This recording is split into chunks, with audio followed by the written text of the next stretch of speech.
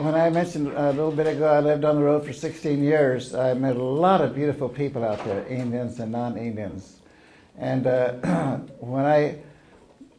20 years of being having problems with alcohol, I sobered up in 1975, and 1976 I went to my first sweat lodge in Oklahoma from Minneapolis, where we were living. And when the first 2 days when I come out of sweat lodge, I had these hellacious headaches. And so I went to the medicine man, and Frank Thomas says, I don't know about your sweat lodges. I was new to him. I don't know about your sweat lodges, Frank. Says, just give me some bad headaches. And he got right in my face. He says, it's working. So I went to my camp, and I leaned on the car fender, and I had the most delicious adult cry I ever had, sober cry. And the door was reopened to me. I grew up in Indian country in Oklahoma, where just about as many Indians as non-Indians, because it was Indian country. There's about 42 tribes that got relocated to Oklahoma. I went down the street a couple of different times in Tahlequah, Oklahoma, where Cherokee Nation is, and there's 70% Indians there. You know, you go everywhere you went. You know, you saw Indians there, taking care of business, taking care of that town, and so I was very proud of the Indian people back there. And the Kickapoos had 11 million acres in Illinois, and the government gave them 3 cents for each acre, and now the Kickapoos have 13 acres. They just got a gaming on there not too long ago. So anyway, I'm very proud of the Kickapoo Nation. My dad was a full-blood. My mom was half Sac-and-Fox Indian, and her dad was from Ireland. So we've got that blood in our blood too. One time a lady says, "You've been married before, haven't you, Fred?" And I said, "Yeah." She said, "How many times?" I said, 4. She said, "My goodness, how old were they?" I said, "Well, my first wife, I was 3 years older. My second wife, 11 years older, which had been Connie's mom. And my third wife, I was 18 years older, and my now wife, I'm 33 years older." She says, "My God, Fred, your next wife hasn't even been born yet."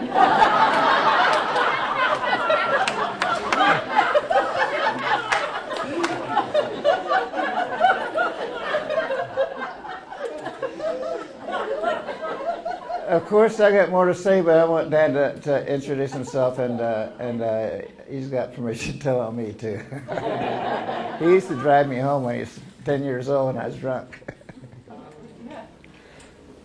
Bonjour, Indigenous, Wahpepah, Mama do dame, gives what me day do dame, my name is Dan Wahpepah. I just gave you a formal introduction of who I am, and this is my daughter Joanne Dagzikwe, who's a blessed woman, and she's also coming out as a jingle dress dancer here in a month. So she's be carrying the medicine dress from the Ojibways. My mother is Ojibwe, and so I spent a lot of time up in Ojibwe country, going to ceremonies and hanging out with the Ojibways, and up on the reservation in the inner city of Minneapolis, and went to 18 schools growing up, some of them repeats, so it took a while to get through school. I went to high school 2 extra years beyond what I normally would have gone, so when I graduated, they roasted me, said, "Dan's been here so long, he has seniority, and Dan's been here so long, the teachers give him apples," and stuff like that. But I got involved with the Wagan Society up there, the Big Drum Society, and that's the origin ceremony for these powwows. And the Big Drum Society comes from a dream drum, is what it's called. There's a Lakota woman called Eagle Tail Woman, and she was went under the water while her village was being attacked by the cavalry and breathed through a reed. And so she was under there for 4 days, and during that time, she was given a vision of the creator handing down a drum, and he handed it down on the back of 4 horses, and they were facing it east. And she received the original instructions of that. And she brought it to her Lakota elders, and they said at that time that they already had their 7 rites, and that they didn't need any more ceremonies. And so they instructed her to give it to the Ojibways, because those horses facing east meant those drums are only supposed to go east. And so, so she went east with the drum, but at that time the Mille Lacs band was having a battle with Sisseton Wahpepah band out there. And the Ojibways were, you know, entrenched, and they saw all these Sioux people massing on the horizon, you know, because it was a big to-do to give away this ceremony, you know. So the Ojibways saw all these Sioux people just thick on the horizon, and they said they were getting ready for the last battle, really is what it was, you know, and they saw thousands of Sioux people, and there's only 3 Ojibways. So we could take out half of them anyway. And anyways, they came over, instead of a war party, they came over with a delegation with this drum, and they gave the ceremony to the Ojibwe people.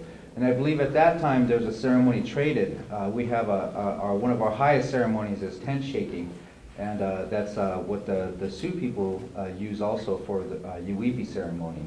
So we have that trade going on between our peoples, and it caused a peace between us. You know, before they were, we called them Guan, the enemy, and the Iroquois were also our other great enemies too. And so we respect them because of their warrior ways and their fierce ways of battling, you know. But we still joke around, you know, and say, well, they used to be woodland Indians, you know. So that's what I like to say to my Lakota friends, anyways. But during this time, the drum was shared from reservation to reservation. They called it the Dream Drum, and it got to Lakota LCO is what we homies call it, and I was sat on the big drum as one of the youngest officers on the drum is West Stick, first stick there, and I was given a song and brought around the drum and sat down at the drum, and then the people came and they put gifts behind me, you know, and they sat me on a blanket on the drum, and and I performed that role for a while, and I was given a song and everything, and I was asked not to bring any of the songs out here. You know, I was also had a dream at a point where there was these otters. They were living, and the otter is a great medicine animal in the Ojibwe people.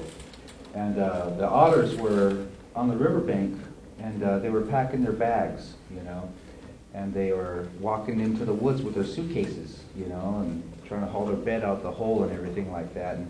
And I asked medicine man Joe Shabayash, I says, what does that mean? And he goes, that means that you're going to move away from here and join a different religion, you know. And I said, there's no way that's going to happen. I'm set. I'm good to go, you know. I've got a position on the big drum and singing with the powwow drum, and got a job, and I'm all snagged up, and I'm all ready to go, you know. And so we went to college down in Ladysmith, and sure enough, as it turned out, you know, I got tired of that college and moved west out to Oregon because I had family out there, and Dad was living there too, and so that vision came true that Joe said, you know, and I had to send tobacco back to the big drum to open that position up for somebody else to fill that role there. When you're invited by Indian family, you know, it's come to the house and everything, you know, it's always polite to bring a gift, you know. And I'd like to sing a song for this drum here and give this drum a song, you know, so that you guys can pick it up. You guys got the recording, and you guys can take it up and sing it wherever you go. And it's a song that we sing down in with my drum, and it's a song that I made that we sing on my drum.